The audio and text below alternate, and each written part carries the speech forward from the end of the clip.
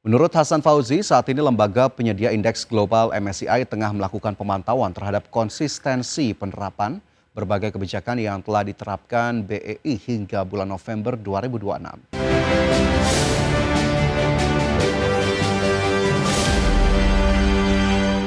Kepala Eksekutif Pengawas Pasar Modal Keuangan Derivatif dan Bursa Karbon OJK Hasan Fauzi menegaskan posisi pasar modal Indonesia saat ini bukanlah digantung oleh MSCI, melainkan dituntut untuk konsisten dan efektif di dalam penerapan berbagai kebijakan.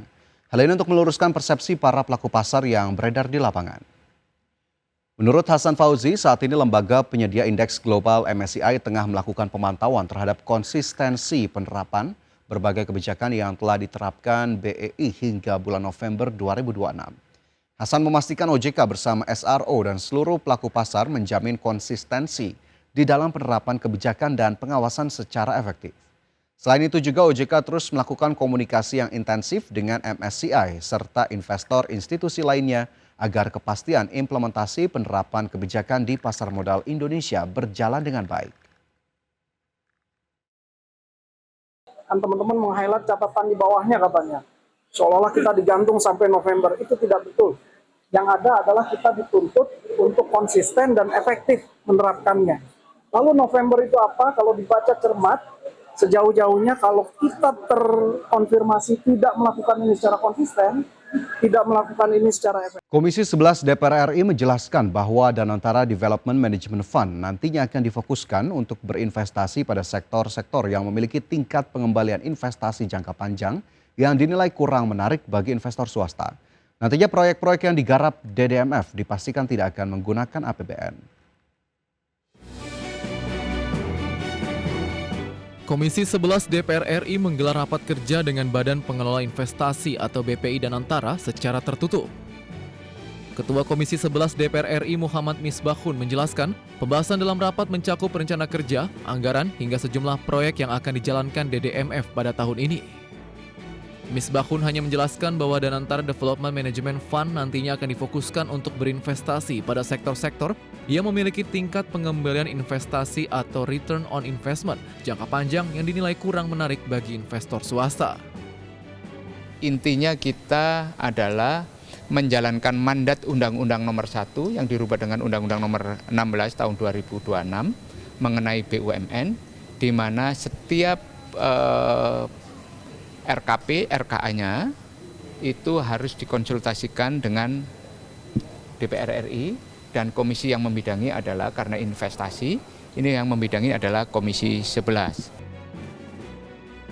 Sementara itu, Managing Director Stakeholders Management and Communications Danantara Rohan Hafaz menambahkan, rapat tersebut merupakan pertemuan berkala Danantara dengan Komisi 11 DPR RI terkait perkembangan pelaksanaan program Danantara ke depannya. Ia menyebut setiap keputusan investasi akan terus dikonsultasikan dengan Komisi 11 sebab harus ditetapkan dengan prinsip kehati-hatian serta memperhitungkan imbal hasil jangka panjangnya.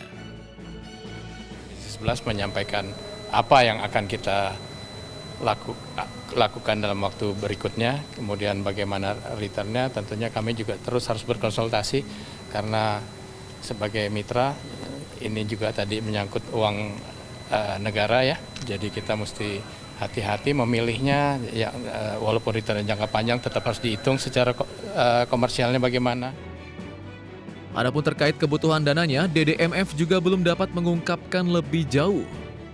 Namun ia memastikan proyek-proyek tersebut tidak akan menggunakan APBN. Dari Jakarta, Bagus Prasetya Adi Iriansyah, IDX Channel. Pemirsa, emiten produsen makanan dan minuman PT Cisarua Mountain Dairy Tbk dengan kode saham CMRY berencana menyuntik modal senilai 375 miliar rupiah kepada anak usahanya PT Marco Prima Panganutama.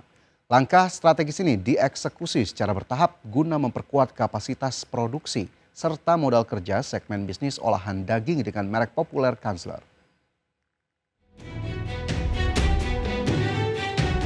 Emiten produsen makanan dan minuman PT Cisarua Mountain Dairy Tbk dengan kode saham CMRY berencana menyuntik modal senilai 375 miliar rupiah kepada anak usahanya PT Marco Prima Pangan Utama. di mana PT Marco Prima Pangan Utama merupakan anak usaha dengan kepemilikan saham mencapai 99% yang berfokus pada pengolahan produk sosis serta nugget bermerek Kenzler.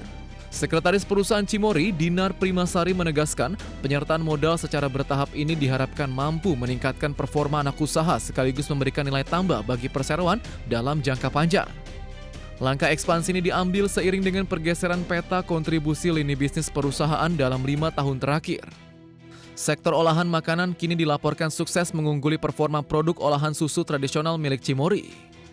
Berdasarkan audit performa sepanjang tahun 2025, segmen olahan daging berhasil menyumbang kontribusi dominan hingga 62% terhadap total penjualan, sedangkan produk susu UHT dan yogurt mengisi sisa porsi sebesar 38%. Pertumbuhan masif pada bisnis pangan olahan ini ditopang kuat oleh tingginya volume penjualan produk Kenzler Singles serta Chicken Crispy Nugget. Di sisi lain, Cimory juga mencatatkan rapor keuangan konsolidasi yang solid sepanjang tahun 2025 dengan membukukan nilai penjualan bersih mencapai 10,7 triliun rupiah atau tumbuh 18,82% secara tahunan. Kinerja profitabilitas perseroan terpantau sangat kuat setelah sukses mengantongi laba bruto sebesar 4,85 triliun rupiah serta laba bersih senilai 2,03 triliun rupiah. Berbagai sumber IDX Channel. PT Rajaya Swasembada Tbk menyetujui pembagian dividen tunai sebesar Rp389,62 miliar atau Rp25 per saham dari laba bersih tahun buku 2025. Kebijakan ini mencerminkan kinerja keuangan yang solid sekaligus menunjukkan komitmen perseroan dalam memberikan nilai tambah kepada pemegang saham di tengah strategi diversifikasi bisnis yang terus berkembang.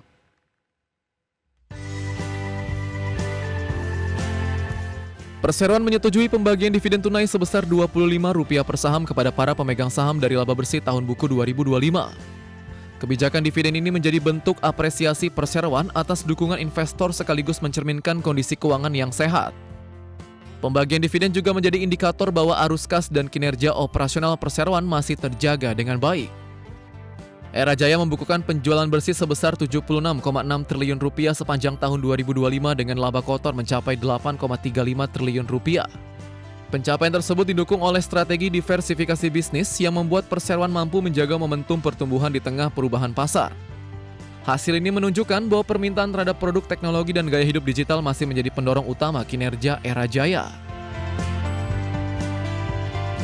Perseroan mengembangkan portofolio bisnis melalui sektor active lifestyle, food and nourishment, international business, dan kendaraan listrik. Strategi tersebut mengurangi ketergantungan pada bisnis distribusi smartphone yang selama ini menjadi kontributor terbesar pendapatan. Diversifikasi menjadi langkah penting untuk menciptakan sumber pertumbuhan baru dan menjaga kinerja jangka panjang. Era Jaya memperkuat ekosistem omnichannel melalui ribuan gerai retail dan platform digital untuk menjangkau lebih banyak konsumen. Integrasi layanan online dan offline membantu meningkatkan efisiensi penjualan serta memberikan pengalaman berbelanja yang lebih mudah. Strategi digital menjadi keunggulan kompetitif dalam menghadapi perubahan perilaku konsumen yang semakin berorientasi pada layanan digital. Perseroan terus memperkuat inovasi dan kemitraan strategis untuk menjaga pertumbuhan bisnis di masa mendatang.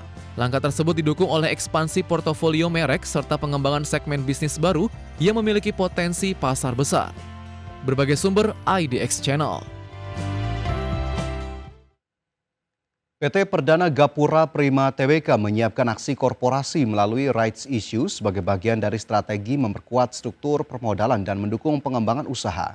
Langkah ini menunjukkan upaya perseroan dalam menjaga pertumbuhan bisnis properti di tengah peluang pemulihan sektor real estate dan meningkatnya kebutuhan pendanaan jangka panjang. Perseroan berencana menerbitkan saham baru melalui mekanisme hak memesan efek terlebih dahulu atau rights issue.